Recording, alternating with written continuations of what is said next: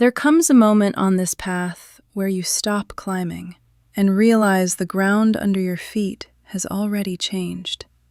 It's strange because you don't feel taller.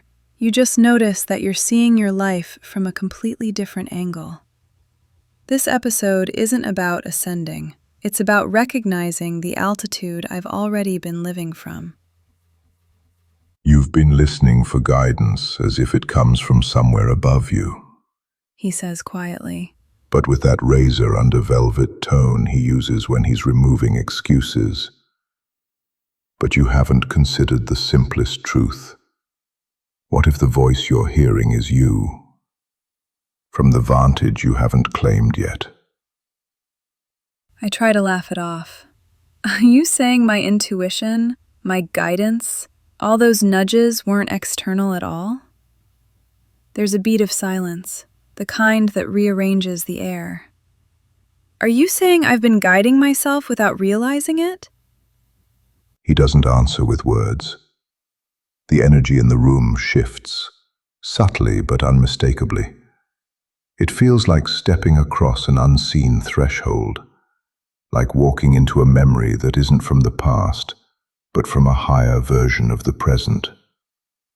"Look there," he says. "What appears in front of me isn't a mirror of glass. It's more like a field of recognition, a sensation of being reflected in a way I've never experienced before." And in that field, a version of me stands, not imagined, not symbolic, a version who feels like my thoughts when they're clearest, my instincts when they're sharpest, my choices when I don't hesitate. Her breath is steady. Her presence is calm in a way mine has been trying to become. She isn't elevated, she's established. This is the mind that's been whispering to me all along. My chest tightens. That's me? I say it as if the question is ridiculous, and yet life-altering. The reflected version lifts her chin just slightly, the way someone does when they've been waiting for you to catch up. And even though she doesn't speak, the message is unmistakable. I've been here. You're only just noticing. The temperature doesn't change. The density does. A pressure settles behind that higher vantage version of me. Not threatening, confirming. The dragon's voice rolls through like a truth that has always existed. You were never being led. You were remembering the part of yourself already positioned above the storm. The words land in my body in a way that can't be undone. It isn't emotional, it's structural. Something in the inner architecture shifts, like a room quietly expanding.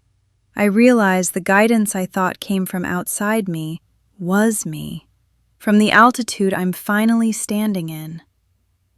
"You're not stepping into a new level," he says.